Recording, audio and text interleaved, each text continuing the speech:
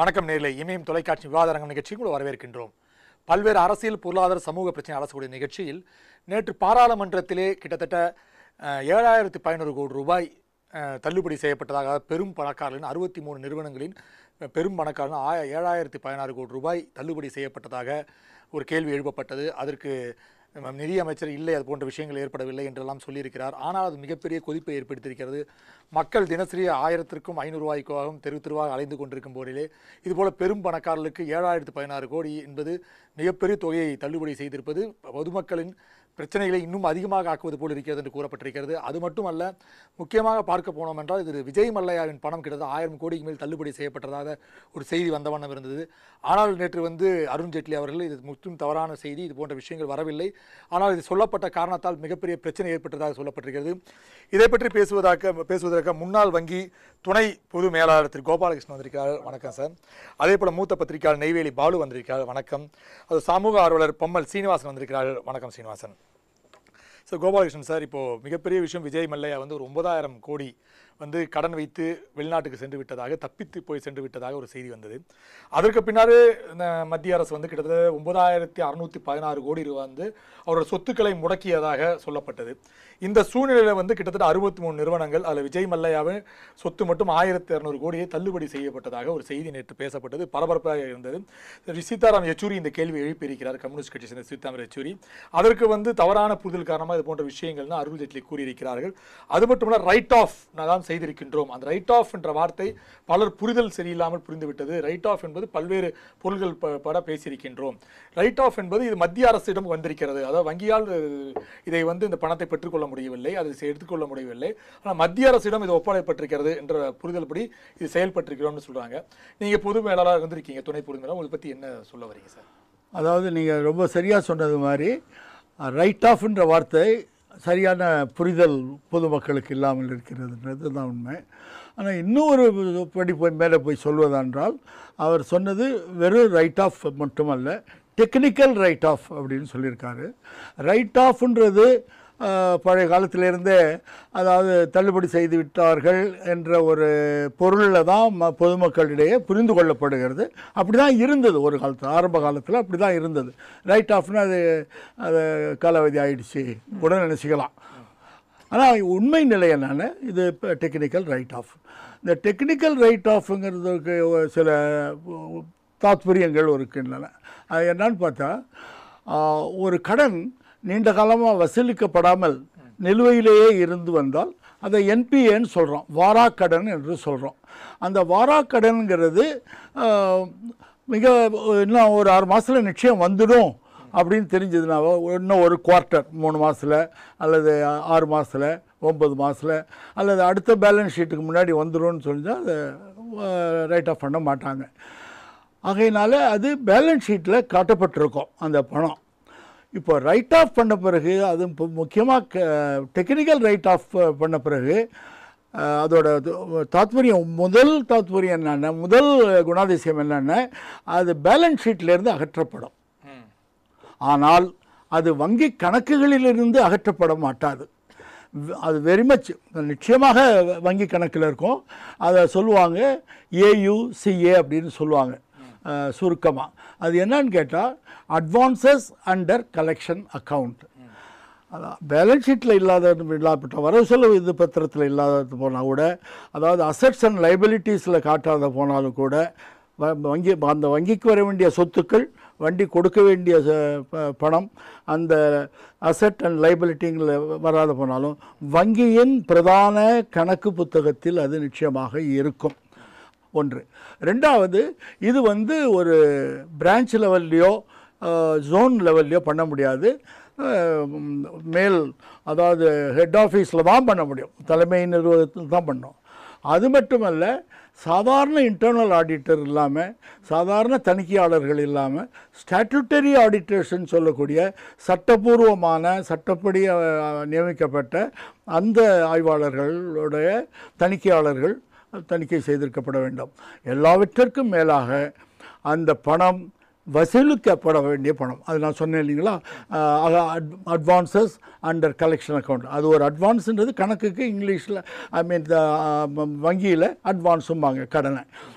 வசூலிக்கப்பட வேண்டிய பணம். அது இப்போ கோர்ட்டில் இருந்துச்சுன்னா, நிலுவையில் இருந்ததுன்னா அது கோர்ட் வழக்கு தொடரும். ஜப்தி நடவடிக்கை இருந்தால் அது நடவடிக்கை தொடரும். இப்போ மல்லையாவை உதாரணமாக எடுத்ததுனால அவரை பாஸ்போர்ட் முடக்கப்படுங்கிறது முயற்சி அது தொடர்ந்து நடக்கும். வெளிநாட்டில் இருந்து சர்வதேச உடன்படிக்கையின்படி ஒரு குற்றவாளியை இந்த நாட்டுக்கு கொண்டு வருவதற்கான என்னென்ன முயற்சிகள் இருக்கோ அந்த ஒப்பந்தத்தின்படி அது தொடரும். இதுபோல் இன்னும் சொல்லப்போனால் இந்த ஏற்கனவே கூட இவருடைய சொத்துக்கள் இப்போ ஏலத்தில் விடப்பட்டு வருகிறது.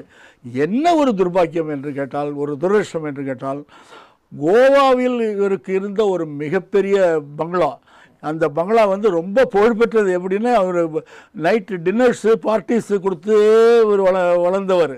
அந்த பார்ட்டியெல்லாம் அந்த கோவா இதில் தான் நடந்தது. அது 700 கோடி, ரொம்ப அவரோட 9,000 கோடியில் இது ஒரு சிறு தொகை. அந்த 700 கோடி கூட அது போகலை, அதனால் நிறுத்தி வச்சுருக்காங்க. இவரோட லக்ஸுரி ஜெட் விமானம் இருக்குது, அந்த விமானம் இது சாதாரண போக்குவரத்து விமானம் இல்லை, கிங்ஃபிஷர்லேயே ஒரு இந்த ஒரு லக்ஸுரி விமானம் வச்சுருந்தார். அதையும் ஏலம் விட்டாங்க. இந்த ஃப்ளோர் ப்ரைஸ் இருக்கு இல்லைங்களா, அந்த குறைந்தபட்ச அடிப்படை அதுக்கிட்டே வரல. அந்த மாதிரி ஒரு சூழ்நிலையில் இருக்குது. ஆனால் இது என்ன சொல்ல வரேன்னா, எல்லாவித நடவடிக்கைகளும் தொடரும், அந்த பணம் வசூலிக்கப்படுகிற எல்லா முயற்சிகளும் எடுத்துக்கொள்ளப்படும்னு சொல்லலாம். ஆக இது ரைட் ஆஃப்னு சாதாரணமாக நம்ம புரிஞ்சுக்கிற மாதிரி அந்த கணக்கு காலாவதி ஆகிடலை, இந்த பணத்தை தள்ளுபடி செய்து விடவில்லை. சார் பாலு சார், இப்போ பரவலாக இப்போ எல்லாருமே சொல்கிற விஷயம் என்னென்னா, நேற்று பாராளுமன்றத்தில் இந்த விஷயம் தான், அதாவது அடிப்படை மக்கள் இங்கே பணத்திற்காக அலைந்து கொண்டிருக்கின்றார்கள். ஆனால் இவரை போன்ற பணக்காரர்களுக்கு நீங்கள் தள்ளுபடி செஞ்சிடுறீங்களே இது போன்ற விஷயங்களில் அப்படின்னு ஒரு குரல் எழுப்பப்பட்டது. ஆனால் அவர் கிடையாது, போன்று சார் சொன்ன மாதிரி ரைட் ஆஃப்ன்ற மாதிரி தான் செஞ்சுருக்கோம், இது மொத்தமாலாம் நாங்கள் தள்ளுபடி பண்ணல அப்படின்ற ஒரு விஷயத்த சொல்லியிருக்காங்க. ஆனால் பொதுமக்கள் மத்தியில் எப்படி பரவிடுச்சுன்னா, வழக்கம் போல் இது அவர் ரைட் ஆஃப் பண்ணிட்டாங்க, மொத்தமாக ரைட் ஆஃப்ன்ற வார்த்தை யூஸ் பண்ண மாதிரி அனைத்து பணமும் தள்ளுபடி செஞ்சு மக்கள் மேல ஒரு கொதிப்பை ஏற்படுத்துறோம்ன்ற ஒரு செய்தி பரவி இருக்கு. இப்ப செய்தித்தாள்ல கூட பாத்தீங்கன்னா ஏப்பம் அன்ற போன்ற விஷயங்கள்லாம் வந்தோன்னா மக்கள் பத்தியா நம்மளே ஒரு தெரு தெருவா அலைஞ்சிட்டு இருக்கோம், ஆனா இவ்வளவு அசால்ட்டா போன்ற விஷயங்கள்லாம் செயல்படுறாங்களேன்னு ஒரு கோபத்திற்கு ஆளாகி விடுறாங்க. நீங்க பத்திரிகையாளர் மூலம் எப்படி பாக்குறீங்க சார்? அந்த அதை பற்றின டெக்னிக்கலாக அதுக்கு இருக்கக்கூடிய டீட்டெயில்ஸ், ரைட் ஆஃப்னா என்ன பொருள் அப்படிங்கிறது நண்பர் கோபாலகிருஷ்ணன் சொன்னார். அதெல்லாம் கரெக்ட். அது அவர் அஃபிஷியலாக என்ன சொல்லணுமோ அது அழகாக சொல்லியிருக்கார். இப்போ ஒரு பொதுவான ஒரு சாதாரணமான ஒரு மனிதன்கிற முறையில், இந்த நாட்டினுடைய இந்தியா நாட்டினுடைய ஒரு குடிமகன்கிற முறையில் என்னோடய கேள்வி என்னென்னா, நேற்று இது பேசின பிறகு பார்த்தீங்கன்னு சொன்னால் உடனே அருண்ஜேட்லி வரார் டெல்லியிலேருந்து. அதெல்லாம் இல்லை, அவர் மேலே இருக்கக்கூடிய நடவடிக்கை தொடரும், இது ரைட் ஆஃப்ங்கிறதுனால நாங்கள் விட்டுட்டோம்னு அர்த்தம் இல்லை, தள்ளுபடி பண்ணிட்டோம், அந்த பணத்தை கை விட்டோம்னு அர்த்தம் இல்லை, வாங்க மாட்டோம்னு, நாங்கள் நடவடிக்கை தொடரும்னு அவர் ஓடியாரார். நேற்று ஸ்டேட் பேங்க்குடைய ஒரு பழைய சேர்மன் என்ன சொல்கிறாருன்னு சொன்னால், இது ரைட் ஆஃப்னு சொல்லி இந்த கேட்டகரியில் வந்துருச்சுன்னு சொன்னால் அது கிட்டத்தட்ட அந்த பணம் போன மாதிரி தான் அப்படின்னு அவர் சொல்கிறார். ஸ்டேட் பேங்க்கினுடைய பாஸ்ட் சேர்மன் நேற்று சொல்லியிருக்கார். அது இன்றைக்கி இருக்கிறவங்க அருந்ததி பட்டாச்சாரியா ஏற்கனவே இருந்தவர் சொல்லியிருக்கார். இதுவும் இன்றைக்கி ப்ரெஸ்ஸில் வந்திருக்கு. இப்போ என்ன கேள்வின்னு சொன்னால், இது அந்த பணத்தை நாங்கள் எப்படி வசூல் பண்ணிவிடுவோம், எந்த நடவடிக்கைகள் இருக்கோ அது மூலமாக பண்ணிவிடுவோம் என்று ஸ்டேட் பேங்குக்கு ஒரு உறுதியோ இல்லை அரசாங்கத்திற்கு, அது பின்னணியில் இருக்கக்கூடிய அரசாங்கத்திற்கு அல்லது நிதி அமைச்சகத்துக்கு அப்படிப்பட்ட ஒரு உறுதி இருக்குதுன்னு சொன்னால், இப்படிப்பட்ட இந்த நியூஸை ஏன் வெளியில் கசிய விடணும்? இவருக்கு 1012 கோடி ரூபாய் தள்ளுபடி செய்யப்பட்டது, அதாவது ரைட் ஆஃப் பண்ணப்பட்டது, அதாவது அது தள்ளுபடி பண்ணப்பட்டது, அந்த கடன் தள்ளுபடி பண்ணப்பட்டது என்று ஏன் சொல்ல வேண்டும்? இது ஒரு கேள்வி. அப்போது நமக்கு என்ன வருது என்று சொன்னால், நீங்கள் அப்போ அதிகார வர்க்கத்தில் இருக்கக்கூடியவர்களே கூட அந்த தனிப்பட்ட நபர்களுக்கு இந்த மாதிரி வங்கியில் எந்த ஆக்ஷன் வருது, கவர்மெண்ட் எந்த ஆக்ஷன் வருதுன்னு சொல்லிட்டு எச்சரிக்கை பண்ணக்கூடிய சில கருப்பாடுகள் எல்லா இடத்துலையும் இருப்பாங்க, நிர்வாகத்திலையும் இருப்பாங்க. அது மட்டும் இல்லை, ஒரு பப்ளிக் ஸ்டேட்மெண்ட்டில் சொல்கிறாங்க, இது 1012 கோடி ரூபாய் ரைட் ஆஃப் பண்ணியாச்சு, இதில் மொத்தம் ஒரு 73 பேர் இருக்காங்க, அது கிட்டத்தட்ட இவ்வளோ 1000 கோடி, அதில் கம்ப்ளீட்டாக 7,000 கோடி ரூபாய் நாங்கள் தள்ளுபடி பண்ணியிருக்கோம் அப்படின்னு சொல்லிட்டு ஒரு ஸ்டேட்மெண்ட் வருது. இன்றைக்கி மெட்ராஸ்லேயே பார்த்தீங்கன்னா இன்னொரு ஃபர்ஸ்ட் லீசிங்னு ஒரு கம்பெனியை கிட்டத்தட்ட 268 கோடியோ 300 கோடியோ அவங்களும் இந்த ரைட் ஆஃபில் வராங்க. ஒரு கேள்வி. ரெண்டாவது கேள்வி என்ன வருதுன்னு சொன்னால், நீங்கள்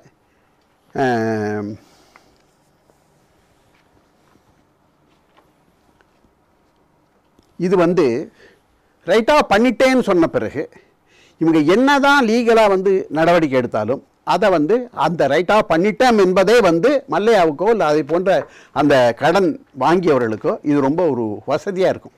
அவங்க கொடுக்க மாட்டாங்க. நீங்கள் நல்லா புரிஞ்சுங்க. ஒருத்தர் வந்து ஐபி நோட்டீஸ் கொடுக்குறாரு. ஐபின்னு சொல்லுவாங்க, இன்சால்வன்சி பெட்டிஷன், மஞ்சள் நோட்டீஸ்னு சொல்லுவாங்க. கடனை வாங்கிட்டு ஐபி நோட்டீஸ் கொடுத்துட்டாருன்னு சொன்னால் அதோட அர்த்தம் என்னன்னு சொன்னால் அந்த கடன் போச்சுன்னு அர்த்தம். இப்போ கிட்டத்தட்ட நீங்கள் இந்த இந்த 7000 சில்லற கோடி ரூபாயும் எல்லாமே ரிட்டர்ன் ஆஃப். அப்போ அப்படின்னு அதனுடைய பொருள் என்னன்னு சொன்னால் இது வராது என்று தீர்ந்து போச்சு அப்படின்னு தான் அர்த்தம். அப்போ அந்த மாதிரியான ஒரு செய்தியை இன்றைக்கு மீடியாவில் இந்த நேரத்தில் கொண்டு வர வேண்டிய அவசியம் என்ன? ஒன்றும். மறுபக்கம் என்னன்னு சொன்னீங்கன்னா இன்றைக்கி மக்கள்லாம் எவ்வளவு கஷ்டப்படுறாங்கன்னு பார்க்குறோம். இன்றைக்கி வந்து அரசாங்கம் என்னெல்லாமோ சொல்கிறாங்க. நீ எவ்வளவு பார்த்தீங்கன்னா இன்னைக்கு காலையில் வந்து நம்முடைய நிதி செயலாளர் சக்திகாந்த தாஸ் வந்து அவர் சொல்கிறார். அவர் தமிழ்நாட்டு கேடரில் இருந்தவர் தான், ஒரு நல்ல எஃபிஷியன்ட் ஆஃபீஸர் தான்.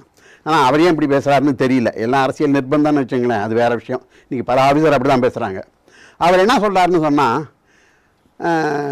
ஏன் நேற்று வரைக்கும் 4500 ரூபா கொடுத்தீங்களே, இன்றைக்கி ஏன் 2000 ரூபா குறைச்சிங்க அப்படின்னு கேட்டால் அதுக்கு அவர் சொல்கிறாரு, பெரிய கருப்பு பணக்காரர்களெல்லாம் வேலைக்காரங்க, டிரைவர்கள்ட்ட, வேலை இல்லாதவங்ககிட்ட, பொம்பளைங்கள்ட்ட எல்லோரும் கொடுத்து அவங்கவுங்ககிட்ட கொடுத்து 4500 ரூபா கொடுத்து மொத்தமாக அவங்களுடைய கருப்பு பணத்தை எல்லாம் வெள்ளையாக்கிடுவாங்கன்னு. நான் என்ன கேட்குறேன்னு சொன்னால், எந்த ஒரு கருப்பு பணம் வைத்திருக்கக்கூடியவரோ யாராவது ஒருவர் மூலமாக அந்த 4500 ரூபாயை கொடுத்து வாங்குவதை தடை செய்வதற்கு இந்த நாட்டில் என்ன சட்டம் இருக்குது? ஒரு சட்டமும் இல்லை. ஒரு கருப்பு பணத்தை அவர் தாராளமாக கொடுக்கலாம். அவர் போய் நேராக போய் கட்டினார்னு சொன்னால் தான் அவன் கேள்வி கேட்பான், இதுக்கு சோர்ஸ் என்னன்னு கேட்பான். பிரித்து ஒவ்வொருத்தர்கிட்டையும் 4000, 5000, 10000 கொடுத்தா ஒன்றும் கேட்க முடியாது. ஒரு ஆள்கிட்ட ஒரு 20000 கொடுத்து நீ போய் இது ஒரு 4 பேங்க்கில் 18000 வாங்கிக்க, நீ 3000 ரூபா எடுத்துக்க, எனக்கு 5000 கொடுன்னா தீர்ந்து போச்சு. இப்போ ஏற்கனவே என்ன நடக்குதுன்னு சொன்னால், நீங்கள் அவன் அவசரத்தில் இன்னைக்கு காலையில் ஒரு பெரிய கொடுமையான ஒரு செய்தியை பார்த்தேன். இறந்து போன ஒருவருக்கு, ஒரு விவசாயிக்கு அவருடைய ஈம கடன் செய்ய முடியாமல் கடன் வாங்கினா, கடன் கொடுக்குறவன் 500 ரூபா நோட்டு தரான்.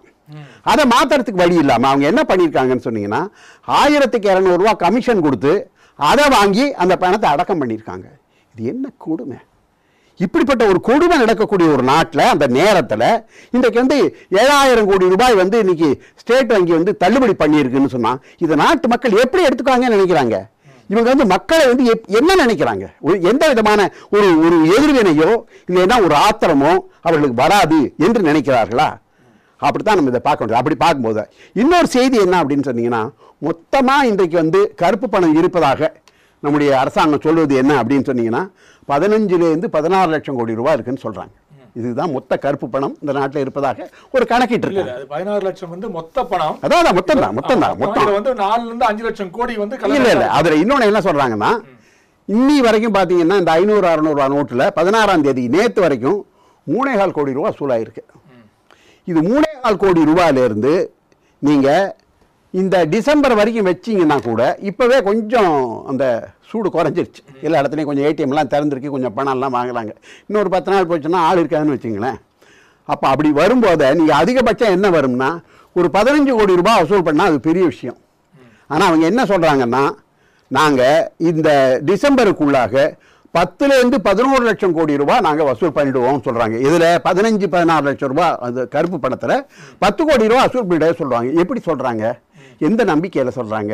இது ஒன்றும் நமக்கு தெரியல. அப்போ என்ன என்று சொன்னால், இது எல்லாமே வந்து இந்த புள்ளி விவரங்கள் அவர்கள் சொல்லக்கூடிய விஷயங்கள் இது எல்லாமே மோசமாக இருக்குது. அதனுடைய முதல் விலை என்னவா இருக்குன்னு சொன்னால், சாதாரணமாக அன்னாட கூலி வாங்குறான், சாயந்தரம் 500 ரூபா வாங்கிட்டு வரான்.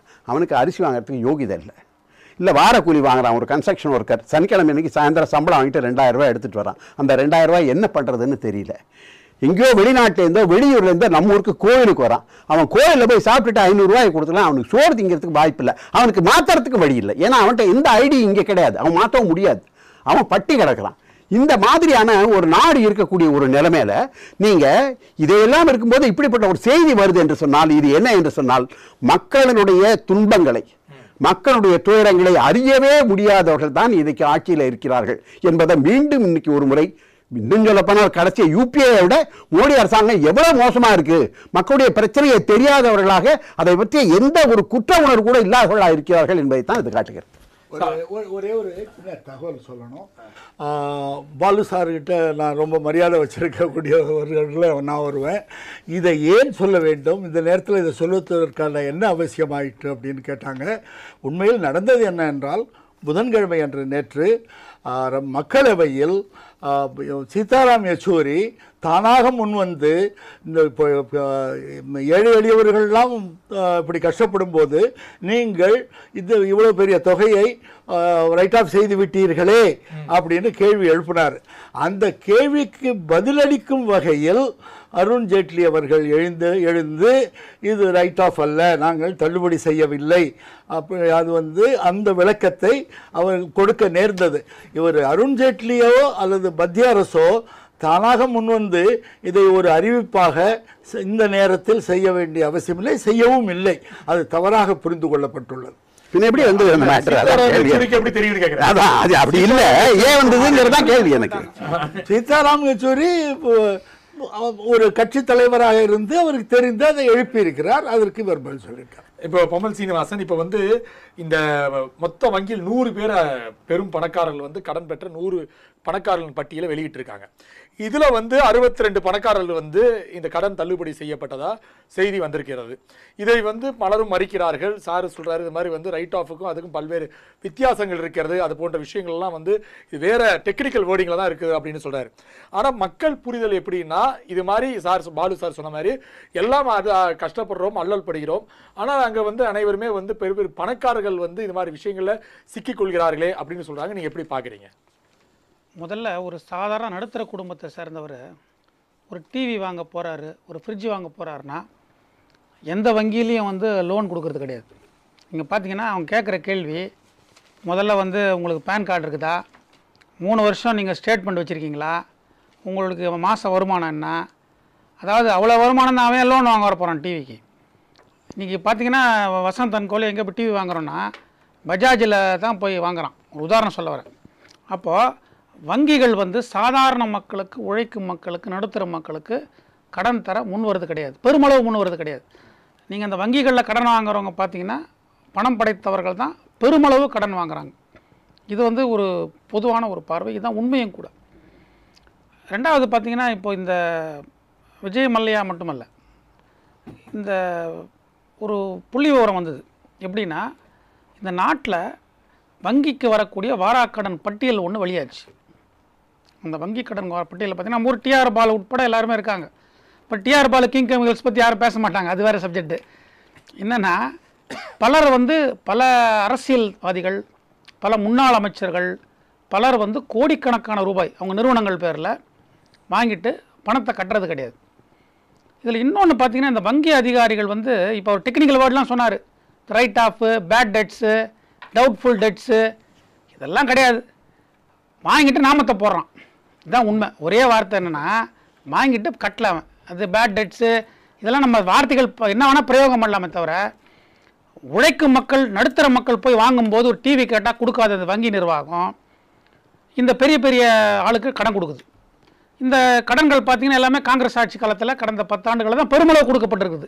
இப்போ பிஜேபி நடவடிக்கை எடுத்துகிட்டு இருக்காங்க, அது வேறு சப்ஜெக்ட், அது நான் வரல. ஆனால் இந்த கடன் கொடுக்கும்போது எப்படி கொடுத்துருக்காங்கன்னா, நம்ம போய் ஒரு ஃப்ளாட் வாங்குகிறோம், சிங்கிள் பெட்ரூம் ஃப்ளாட் வாங்குகிறோம், கடன் கேட்டால் இந்த வங்கியில் 1008 கேள்வி கேட்குறான். அந்த ஃப்ளாட் டாக்குமெண்ட் அவன் தான் வச்சுக்க போகிறான், ஐப்போ கட் பண்ணி.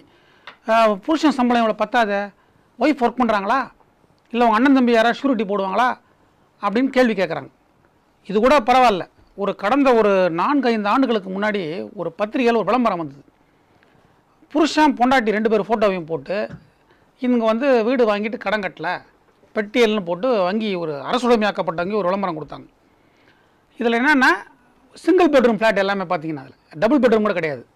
ஒரு 4 லட்ச ரூபா 5 லட்ச ரூபா அந்த காலத்தில் இருக்கும்போது வாங்கியிருக்காங்க. ஏதோ வேலை போயிருக்கனோட தனியார் கம்பெனியில் ஒர்க் பண்ணியிருப்பாங்க, கட்ட முடியல. அது பார்த்தீங்கன்னா 2 பேர் ஃபோட்டோவும் போட்டு விளம்பரம் கொடுத்தாங்க. எவ்வளோ பெரிய அயோக்கியத்தனம் இது! அதாவது ஒரு சாதாரண ஒரு சிங்கிள் பெட்ரூம் ஃப்ளாட் வாங்கின ஒருத்தர் 2 போட்டவங்க, அதுலேயும் எப்படி அந்த ஃப்ளாட்டுக்கு மதிப்பு இருக்கிறது, அந்த ஃப்ளாட்டுடைய வேலையில் 80% லோன் கொடுத்துருக்காங்க, அதுலேயும் ஓரளவு கட்டியிருக்காங்க. நடுவில் ஏதோ பிரச்சனை, அவனுக்கு ஏதோ ப்ராப்ளம் இருக்கும், கட்டாமல் விட்டுருக்காங்க, தவறு அது. ஆனால் அதுக்கு அவங்க கொடுத்த விளம்பரம் 2 பேர் ஃபோட்டோவும் போட்டு நான் கேட்குறேன், சொந்தக்காரன் பார்த்தா அவன் வயிறு எவ்வளோ எரியும்? அவங்க வீட்டில் பொண்ணு இருந்தால் பையன் கொடுப்பாங்களா? பையன் இருந்தால் பொண்ணு கொடுப்பாங்களா யாராவது? அப்படி விளம்பரம் போட்ட இந்த வங்கி நிர்வாகம் விஜய் மல்லையா உட்பட இந்த பெருமுதலாளிகள் கொடுத்தாங்க இல்லையா கடன் கொடுத்தது, பார்த்தீங்கன்னா இவங்க கொடுத்த கடனுக்கும் அவர் சொன்னார், ஏதோ சொன்னார், இந்த கோவாவில் கேபரே டான்ஸ் நடந்த பங்களா பற்றிலாம் சொன்னார். அந்த சப்ஜெக்ட் நான் வரல.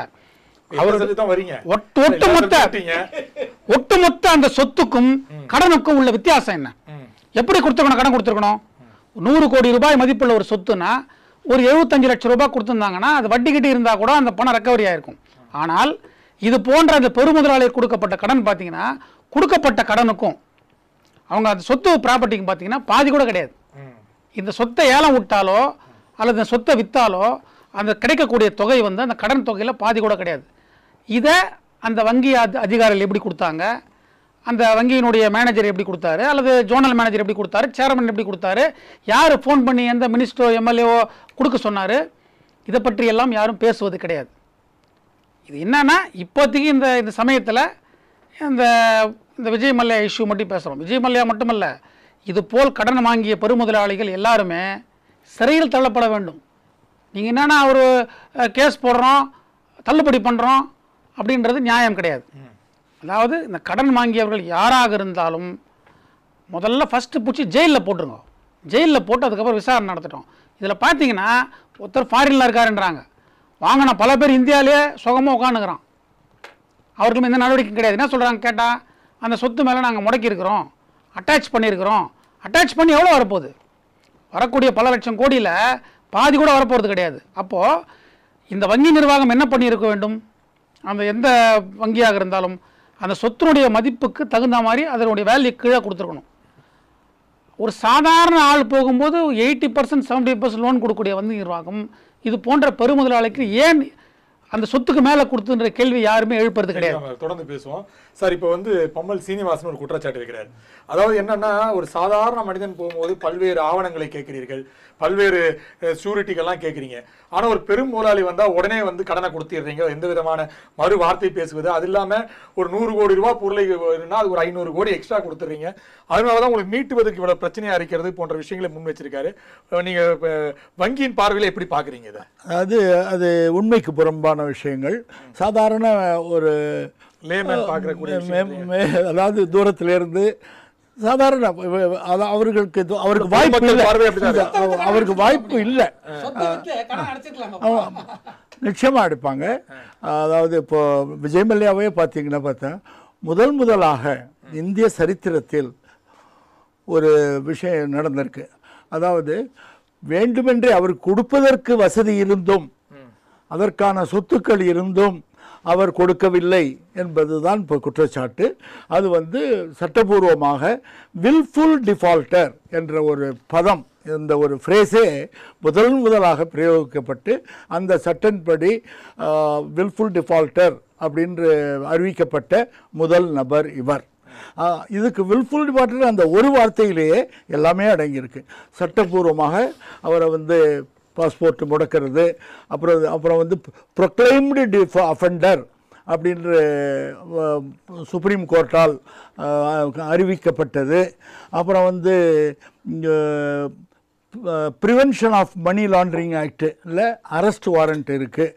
இவருக்கு வந்து வித்தாப்பில் அரெஸ்ட் வாரண்ட் இருக்குது, பாஸ்போர்ட் முடக்கிறதுக்கான இது நடந்திருக்கு. ஏற்கனவே நான் குறிப்பிட்ட போல் சர்வதேச ஒப்பந்தத்தின்படி அவரை இங்கு கொண்டு வருவதற்கான வாய்ப்பு இருக்கிறது. இவருக்கு போதுமான சொத்தும் இருக்கிறது, அது இல்லைன்னு சொல்ல முடியாது. அது ஆகையினால இது வந்து கொடுத்த நேரத்தில் அது எப்படி கொடுக்கப்பட்டது, எந்த சந்தர்ப்பத்தில் கொடுக்கப்பட்டது. ஒரு காலத்தில் பாலு சாருக்கு தெரிஞ்சிருக்கும், வங்கிகள் ஏர்லைன்ஸு கடன் கொடுக்க மாட்டாங்க, ப்ரைவேட் ஏர்லைன்ஸ்லாம் கடனே கொடுக்க மாட்டாங்க, 5 ஸ்டார் ஹோட்டல்ஸ்லாம் கடனே கொடுக்க மாட்டாங்க. அப்படி இருந்த நாடு தான். பிறகு காலப்போக்கில் இந்த பொருளாதார சீர்திருத்தங்கள், தாராளமயமாக்கல், பிரைவேட்டைசேஷன் இதெல்லாம் வந்து ஆமாம் அதே மாதிரி தான் அது இன்னும் தொடருது ஓரளவு. இது தொடரலை. அப்புறம்தான் இது காலப்போக்கில் உலகளவில் இந்த ஏர்லைன்ஸுக்கெல்லாம் ரொம்ப வருத்தி, அதாவது குறிப்பிட்ட நபர்கள் மட்டும் ஏர்லைன்ஸில் போகிறவங்க இப்போ சாதாரண மக்கள் அனைவருமே இப்போ ஏர்போர்ட்டில் போய் பார்த்தீங்கன்னா சென்ட்ரல் ஸ்டேஷனுக்கும் அதுக்கும் வித்தியாசமே இல்லை. அந்த அளவுக்கு அது ஒரு தொழிலாக மேம்பட்ட பிறகு கொடுக்கப்பட்ட ஒரு கடன் அது. ஆகையினால் கொடுக்கும்போது என்ன சட்டத்திட்டங்கள் இருந்ததோ அதெல்லாம் அனுசரித்து தான் கொடுத்துருக்காங்க. அது வசூல் பண்ணதில் சுணக்கம் இருக்குங்கிறது வெளிப்படை. அதை வங்கியாளனாக இருந்தும் நான் சொல்ல முடியும். சுணக்கம் காட்டியிருக்கிறார்கள் வசூலிக்கும் போது. அது பெரிய குற்றம். அதற்கான தண்டனையை அணிவிப்பார்கள். அந்த பார்லிமெண்ட்லேயே இப்போ வந்து ஃபோரன்சிக் இது ஆடிட், சாதாரண ஆடிட்டில் ஃபோரன்சிக் ஆடிட் எடுக்க விட வேண்டும் என்ற சட்டம் ஒன்று வந்து கொண்டிருக்கிறது. அதன் பிரகாரம் இதில் யார் குற்றவாளி, அதாவது நதி மூலம் ரிஷி மூலம் வேருக்கு போய் எல்லாம் செய்யப்படும். ஆனால் நான் ஸ்ரீனிவாசன் சார் சொன்னதில் ஒரு விஷயத்தை நான் முழுமனதோடு ஆதரிக்கிறேன். அந்த வந்து இந்த ஒரு எஜுகேஷன் லோன் வாங்கின ஒரு மாணவனுடைய படத்தையோ அல்லது சின்ன வீடு வாங்கின வீட்டுக்கடன் வாங்கியவர்களோட படத்தையோ வெளியிடுவது மகா தவறு. அதே போல் சுப்ரீம் கோர்ட்டு வில்ஃபுல் டிஃபால்டர்ஸோட லிஸ்டெல்லாம் கொடுங்க, இது வாராக்கடன் வாங்கியவர்களின் லிஸ்டெல்லாம் கொடுங்கன்னு சுப்ரீம் கோர்ட் சொன்னப்போ கூட நம்ம ரிசர்வ் வங்கி கவர்னராக இருந்தவர் தயங்கினார். கொடுப்பதற்கு கால அவகாசம் கேட்டார், 6 மாத கால அவகாசம் கேட்டார், தயக்கம் காட்டினார். அத்தகைய சட்டங்கள் திருத்தப்பட வேண்டும். அந்த சீக்ரெசி ஆக்டுங்கிறதெல்லாம் இப்போ தேவையில்லாத விஷயம். இப்பொழுது கவைக்குதுவாத ஒரு ஏற்றுச்சுரக்காய் போல் அது. அந்த சட்டங்கள்லாம் திருத்தப்பட வேண்டும். இப்போ திருத்தப்பட்டும் கொண்டு இருக்கின்றன. பழைய சட்டங்கள் எல்லாம் திருத்தப்பட்டு வருகின்றன. ஆகையினால் வெளிப்படைத்தன்மை வேண்டும். கடன் வாங்கியவர்கள் பெயர் அறிவிக்கப்பட வேண்டும். வில்ஃபுல் டிஃபால்டர்ஸ் பெயர் அறிவிக்கப்பட வேண்டும் என்று விரும்புவர்களில் நான் ஒருவன். ஆகவே இந்த கொடுத்தது கண்ணை மூடிக்கொண்டு கொடுத்து விட்டார்கள் என்றோ, ஏழை வெளியே வந்தால் பல கேள்விகள் கேட்கிறார்கள். இங்கே கேள்வி கேட்கறதுக்கு காரணமும் அங்கே கேள்வி அதையும் கேட்காததுக்கு காரணமே அவர்களுக்கு சொத்து நிறைய இருக்கிறது. அந்த தைரியம்தான். இவர்களுக்கு இருக்கிறதா இல்லையா என்று தெரியவில்லை.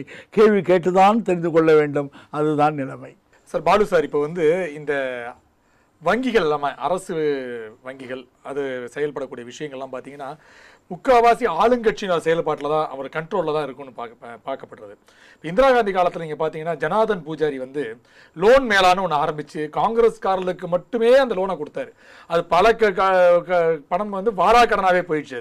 அதனால் வந்து அவர் ஆட்சி வரும்போது இப்போ வந்து பிரைம் மினிஸ்டர் யூத் ஃப்ரண்ட் இது போன்ற விஷயங்கள்லாம் வந்து அவர் யார் ஆட்சியில் இருக்கிறார்களோ அவர்கள் வந்து அந்த அங்கே இருக்கக்கூடிய வங்கி மேலாளர்களையோ அவர்களையோ ஃபோர்ஸ் பண்ணி இந்த பணத்தை என் கட்சிக்காரங்க நீங்கள் இந்த லோனை சரி பண்ணுங்கள், இந்த லோனை கொடுங்க அப்படின்னு சொல்லப்பட்டது. அப்புறம் சில ஆண்டுகளுக்கு அப்புறம் என்ன ஆயிடுச்சுன்னா இந்த வாராக்கடன்லாம் வந்து அந்த வங்கி மேலாளர் தான் வந்து பொறுப்பு என்ற போன்ற விஷயங்கள் சொல்லப்பட்ட காரணத்தால் அரசியல் கட்சிகள் வந்து பரிந்துரை பண்ணினாலும் கூட சில மேலாளர்கள் வந்து கொஞ்சம் கொஞ்சமாக தயங்க ஆரம்பிச்சாங்க. இல்லைங்க நீங்கள் கட்டலைன்னா கூட அந்த பணம் எங்கள் மேலே வந்து சுமையை பாஞ்சிரும்ட்டு. அதனால் இப்போ விஜய் மல்லையா போன்றவர்கள்லாம் வந்து கடன் பெற்று இருந்திருக்கிறார்கள். கண்டிப்பாக அரசு ஆதரவு இல்லாமல் இந்த போன்ற விஷயங்கள்லாம் செயல்பட்டிருக்க முடியாது. நீங்கள் எப்படி பார்க்குறீங்க? இந்த பெரிய பெரிய முதல்களுக்கு வந்து கடன் கொடுப்பதுங்கிறது வந்து அது ரொம்ப சாதாரணமாக நம்ம பார்க்குற மாதிரி இல்லை. பம்மல் சீனிவாசன் சொன்னார் இல்லையா, ஒரு வீட்டு கடன் வாங்குறதுன்னா எப்படி என்னென்னலாம் பிணையெல்லாம் கேட்குறாங்கன்னு, அந்த மாதிரி இல்லை. இப்போது நீங்கள் நான் ஒரு 100 கோடி ரூபா சொத்தை வச்சு நான் ஒரு 50 கோடி ரூபா கடன் வாங்குறேன்னு வச்சுங்களேன் பேங்க்கில். அதுக்கு ஒரு ஸ்லிப் ஒன்று அந்த என்னுடைய ப்ராப்பர்ட்டிக்கு ஒன்று கொடுப்பாங்க. முதல்ல அப்படி தான் வச்சுருந்தாங்க. அதை வந்து பிணையாக எடுத்துக்குவாங்க, ஷூரிட்டியாக எடுத்துக்குவாங்க. ஆனால் பின்னால் என்ன ஆச்சுன்னு சொன்னால், அவர் ஒருத்தர் கோர்ட்டுக்கு போனார். கோர்ட்டுக்கு போய் என்ன சொன்னார்னா, என்னுடைய சொத்து வந்து 100 கோடி, ஆனால் வந்து 50 கோடி தான் கடன் வாங்கியிருக்கேன். நீங்கள் மீதி 50 கோடி வந்து எனக்கு தேவையாக இருக்குது, இப்போ நான் என்ன பண்ணுறது? அப்போ என்ன பண்ணாங்கன்னா, அவங்களுக்கு ஒரு கிரெடிட் நோட்டை ஒன்று கொடுப்பாங்க. அது கிரெடிட் நோட்டுன்னு நினைக்கிறேன் அந்த பேர். அந்த கிரெடிட் நோட்டை வச்சுட்டு என்ன பண்ணுவான்னா, இன்னொரு பேங்கில் வச்சு இன்னொரு 50 கோடி வாங்கிடுவோம். நீங்கள் இப்படி ஒரே ஒரு சொத்தை வச்சு 3-4 வங்கியில் வாங்கக்கூடிய அளவிற்கு பின்னால் வந்து ரூல்ஸில் வந்து பல்வேறு விதமான குழப்பங்களை உருவாக்கிட்டாங்க. ஒன்று, நீங்கள் இந்திரா காந்தி வந்து எமர்ஜென்சி கொண்டு வரும்போது நகர்வாலான்னு ஒரு கேஸ் பேசப்பட்டது. விஷயம் என்ன, ஒரு பேங்க் மேனேஜருக்கு ஒரு ஃபோன் வருது, நான் தான் இந்திரா காந்தி பேசுகிறேன், ஒரு 40 லட்சம் ரூபா நான் வரவிட்ட பணம் கொடுத்து அனுப்புங்கன்னு சொல்கிறாரு. அவர் சீட்லேருந்து எந்திரிச்சு நின்று ஃபோன்லேயே, இங்கே பாருங்கள் மரியாதை, ஒரு பிரைம் மினிஸ்டரே பேசுகிறாருன்னு சொல்லிட்டு ஃபோனில் பேசும்போது கூட எந்திரிச்சு நின்று, அதுக்கு என்ன மேடம் நீங்கள் அனுப்புங்க இந்திராஜின்னு சொல்லிட்டு அவர் கொடுத்துட்றாரு. கடைசியில் அவர் செத்து போகிறாருன்னு வச்சுங்களேன். அவர் அப்படியெல்லாம் வந்து பேசப்பட்ட ஒரு நாடு இது. எப்போ 77 வந்து கிட்டத்தட்ட 49-50 வருடங்களுக்கு முன்னால் நடந்த அந்த ஒரு விஷயம். நீங்கள் சொன்ன இந்த ஜனார்தன் பூஜாரி விஷயம்லாம் இதற்கப்புறம் நீங்கள் பார்த்தீங்கன்னா அந்த ரொம்ப நாளைக்கு பின்னால் வந்து இந்த வங்கிகளில் வந்து குறிப்பாக இவருடைய தலையீடு என்பது அரசியல்வாதிகளோட தலையீடுங்கிறது பல மாதிரி ஆகிப்போச்சு. உங்களுக்கு தமிழ்நாட்டில் நான் பேர் சொல்ல விரும்பலை, ஒரு நல்ல அதிகாரி அவர் சீஃப் மினிஸ்டர் சொன்னார், அவர் சொன்னார், இவர் சொன்னார்னு வாங்கினவங்க போனவங்களுக்கெல்லாம் கடன் வாங்கி கொடுத்துட்டு இப்போ 20 வருஷம் கழிச்சு அவர் களி தின்னார். நான் ஒரு பேரை சொல்ல விரும்பலை, நமக்கெல்லாம் தெரியும் அது. ஸோ அதனால நான் என்ன சொல்கிறேன்னு சொன்னால் இதில் அரசியல் நிர்பந்தம் என்று வரும்பொழுது இதெல்லாம் வந்து சர்வசாதாரணமாக. அப்போ என்ன பண்ணணும் என்று சொன்னால் நீங்கள் இதை மாதிரி வங்கிகளுக்கெல்லாம் மேலே இருக்கக்கூடியது ரிசர்வ் பேங்க். அந்த ரிசர்வ் பேங்க் வந்து அதனுடைய சட்டங்கள் அல்லது அதனுடைய ரூல்ஸ் வந்து ரொம்ப கராராக இருக்கணும். ஏன்னு சொன்னீங்கன்னா அரசியல்வாதி சொன்னாலும் கூட இந்த சட்டப்படி முடியாது என்று சொல்லக்கூடிய ஒரு தெம்பு அந்த அதிகாரிகளுக்கு கொடுக்க வேண்டும் என்று சொன்னால் அதற்கு பின்னால் அவர்களுக்கு அப்படிப்பட்ட உறுதியான சில பாதுகாப்பு ஏற்பாடுகள் இருக்கக்கூடிய சட்டங்கள் இருக்கணும், விதிகள் இருக்கணும். அது இல்லைன்னா அது சிக்கல் தான். நீங்கள் ஏன் ரகுராம் ராஜனை மாற்றினாங்க? அவர் ஒரே ஒரு வார்த்தை தான் சொன்னார், எவன் 100 பேர் பட்டியலை நீ பேங்க்கில் போடு, நீ சாதாரணமாக 5 லட்சம் 10 லட்சம் வாங்கலாம் ஃபோட்டோ போடுறதில்ல, நீ இவனுக்கு போடு அப்படின்னு சொன்னாங்க. அதை படாத பாடுபட்டார் அவர். கடைசி வரையிலும் உறுதியானார். கடைசி வரையிலும் கவர்மெண்ட் உறுதியானு போடலேன்னு இருந்துச்சு. அதனுடைய விளைவு இப்போ யார் வந்திருக்கா? அம்பானிகிட்ட இருந்தவர் வந்திருக்காரு இன்னைக்கு வந்து ரிசர்வ் பேங்க் கவர்னராக. அம்பானியுடைய அது மட்டும் இல்லை, அவர் வந்து அந்த அம்பானியுடைய ரிலையன்ஸ் நிறுவனத்தில் நீண்ட நாள் இருந்தவர். அவர் இப்போ நல்ல உயர்ந்த பொறுப்பில் இருந்தவர். அவரை கொண்டு ரிசர்வ் பேங்க் கவர்னராக போட்டார். நீங்கள் இன்னொரு வேடிக்கை என்ன தெரியுங்களா? இந்த இந்தியாவில் இருக்கக்கூடிய வாராக்கடன் வந்து மொத்தம் ஒரு இஃப் ஐம் ரைட் 32 லட்சம் கோடி. அது ஒரு சார் கரெக்டாக சொல்ல முடியும் ஃபிகர்ஸை. இந்த 32 லட்சம் கோடியில் நீங்கள் பார்த்தீங்கன்னு சொன்னால் இப்போ எனக்கு தெரிந்த அளவில் மல்லையெல்லாம் அதில் ஒன்றுமே இல்லை, அவர் சும்மா ஒரு கொசு. நீங்கள் வந்து அம்பானி 2 பேருக்குமே 3.1 லட்சம் கோடி கடன் இருக்கு. அதானிக்கு என்பிஏ எல்லா பேங்க் சேர்ந்து கிராஸ்ன்னு பார்க்கும்போது 5,30,966 கோடி, நெட்டுன்னு பார்க்கும்போது 3,15,615 கோடி. சரி, இப்போ இந்த 5 லட்சம் கோடி ரூபாய் வந்து இன்றைக்கு இந்த நாட்டில் இருக்கக்கூடிய பெரிய முதலாளிகள் அவன் எல்லாமே அரசாங்கத்துக்கு வேணுங்கிறவன். நீங்கள் ஏற்கனவே யூபிஏ கவர்மெண்ட் இருக்கிற வரைக்கும் ரிலையன்ஸ் அம்பானி வந்து அவர் வந்து ராஜ்யசபா எம்பி அவங்க நியமித்தாங்க. அவர் என்ன சொல்கிறாருன்னா மை கவர்மெண்ட்டு பார், இது என்னுடைய அரசாங்கம் அப்படின்னு சொல்லுவார். நீங்கள் ஒரு காலத்தில் அரசியல்வாதிகள் எப்படி பண்ணாங்கன்னா பெரிய பணக்காரர்களை வந்து இந்த மாதிரியான நியமன உறுப்பினர்களாக நியமிக்க மாட்டாங்க. ஏன்னா அது அரசாங்கத்துக்கு கெட்ட பேர் வந்துடும், அது கட்சிக்கு கெட்ட பேர் வரும் என்ற ஒரு நிலைமை இருந்தது. இப்போ அப்படி இல்லை. இன்றைக்கி ஒரு பிரைம் மினிஸ்டர் வந்து ஒரு டூரில் போகிறாருன்னா ஒரு 50 பெரிய முதலாளிகள் அவர் கூடவே போகிறாங்க. அதெல்லாம் இப்போ வந்து காலங்கள் மாறி போச்சுங்கிறத பார்க்குறோம். அப்போ அப்படிப்பட்ட சூழலில் நீங்கள் ஒரு சாதாரண இந்த நாட்டில் இருக்கக்கூடிய மனிதனுக்கு எந்த விதமான நியாயமும் கிடைப்பதற்கு வாய்ப்பு இல்லை. இன்றைக்கு இருக்கக்கூடிய வங்கியாக இருக்கட்டும், அது வங்கியினுடைய கடனாக இருக்கட்டும், இன்றைய நிதியினுடைய மேலாண்மையாக இருக்கட்டும், இது எல்லாமே வந்து இன்றைக்கு மிக மிக மோசமான ஒரு நிலைமையில் இருக்குது. அது வந்து அது யார் வந்தாலும் சரி, நான் வந்து அதில் ரொம்ப தெளிவாக இருக்கேன். அது மன்மோகன் சிங் மிகப்பெரிய ஆகப்பெரிய பொருளாதார நிபுணர் மன்மோகன் சிங் வந்தாலும் சரி, அது மோடி வந்தாலும் சரி, இந்த நிலைமைகள் மாறாது. என்ன காரணம் என்று கேட்டால் இந்த நாட்டினுடைய அரசியலை அல்லது அரசாங்கத்தை நடத்துவது, நிர்வாக யந்திரத்தை இயக்குவது என்பது கட்சிகள் அல்ல, மோடிகள் அல்ல, அருண்ஜேட்லிகள் அல்ல, இந்த நாட்டினுடைய கார்ப்பரேட்டுகள் தான் இன்றைக்கு அரசாங்கத்தை நடத்துகிறது என்ற அந்த ஒரு எளிமையான உண்மையை நாம் புரிந்து கொண்டால் இதை பற்றி புரிந்து கொள்ளலாம். பம்மல், இப்போ வந்து சார் சொல்ற மாதிரி இப்போ எல்லா நிறுவனங்களும் வந்து இப்போது இயக்கி கொண்டிருக்கின்றது, அரசை வந்து இயக்கி கொண்டு, ஒன்று அம்பானி இல்லை அதானி, யாராவது 2 பேர் தான் இதை இயக்கி கொண்டிருக்கின்றார்கள் செய்தி வந்துகிறது. அவர்களுக்கு எவ்வளவு கடன் கேட்டாலும் இந்த அரசாங்கத்தின் சூழல் காரணமாக கொடுக்கப்படுகிறது, வாங்கப்படுகிறது, அவர்களுக்கு அது தள்ளுபடி செய்யப்படுகிறது. இது போன்ற விஷயங்கள் நடந்து கொண்டே இருக்குது தொடர்ந்து. ஆனால் நீங்கள் சொல்றதை போல சாதாரண மக்களுக்கு பல்வேறு ஆவணங்கள், அது மட்டுமல்ல சாட்சிகள், அது கூட்டுவா இதை கூட்டு பல்வேறு விஷயங்கள் சொல்றாங்க. அதாவது பல்வேறு மக்கள் என்ன பண்றாங்க, அரசு வங்கிகளை நம்புவதை விட தனியார் நிறுவனங்களை நம்பி சென்று விடுகிறார்கள். தனியார் நிறுவனங்கள் இவ்வளவு பிரச்சனை கிடையாது, நீங்க கேட்ட உடனே லோன் கொடுத்துருவாங்க, கட்டலன்னா வீட்டில் 10 பேர் வந்து நிற்பாங்க. அதனால வந்து பலரும் வந்து தனியார் நிறுவனத்தில் பணம் பெற்று விடுகிறார்கள். வட்டி அதிகமாக இருந்தாலும் கூட அவர் அது எளிதாக பெறக்கூடிய விஷயம். 2 நாள் வீட்டிலேயே வந்து பணத்தை கொடுத்து போகக்கூடாது, செக்கையோ டிடியோ கொண்டு கொடுத்து போயிடுவாங்க. ஆனால் அரசுல வந்து அது நடக்காத விஷயத்தை காரணத்தால் பலரும் மக்கள் வந்து தனியாரை வந்து இப்போ நாட ஆரம்பிச்சிட்டாங்க. இப்போ தனியார் நிறுவனங்கள், தனியார் வங்கிகள்லாம் பலரும் வந்துட்டு இவ்வளோ டெபாசிட் போட்டாலே உங்களுக்கு இவ்வளோ கிரெடிட் கார்டு கொடுத்துருவாங்க, இவ்வளோ கடன் கொடுக்குறேன்னு சொல்கிறாங்க. அந்த சூழ்நிலை ஏற்பட்டிருக்கு. இதன் காரணமாக அரசு வங்கிகளில் இது போன்ற விஷயங்கள் நடக்கும்போது இந்த போன்ற தனியார் நிறுவனங்கள் தங்கள் ஆதிக்கத்தை அதிகமாகி கொண்டிருக்கிறாங்க. நீங்கள் எப்படி பார்க்குறீங்க? நான் என்ன கேட்குறேன், 100 பைக் ரோட்டில் ஓடுதுன்னா 90 பைக்கு மாரவாடிக்கிட்ட தான் கடன் வாங்குறான். 10 தான் வந்து பேங்க்கில் இருக்கும். அதுவும் பார்த்தீங்கன்னா வாங்கினவன் எல்லாம் அரசு ஊழியராக இருப்பான், இல்லை வங்கி ஊழியராக இருப்பாங்க, அவ்வளோதான்.